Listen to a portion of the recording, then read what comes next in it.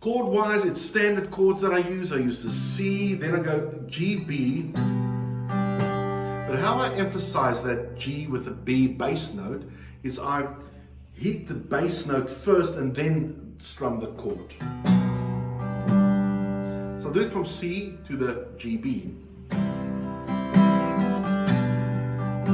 You hear that boom, ka-da.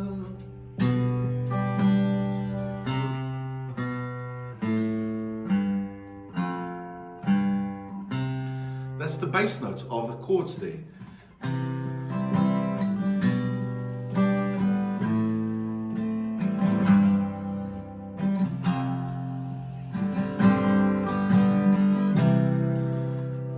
Best way to emphasize a melodic bass line like that is to play the bass note first and then the chord. And it's not that I'm picking one string. I'm not thinking play one string. I'm just saying concentrate my picking where the bass note is. So I might hit one string, I might hit two strings, but I'm playing at the bassier notes for the bass note, and then after that I strum down for the rest of the chord. So C.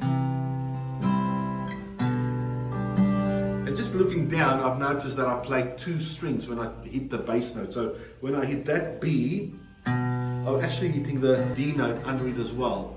But that's fine. You just got the distinction between bass notes and melody notes. I would recommend practicing it by concentrating very slowly on a bass note, strum.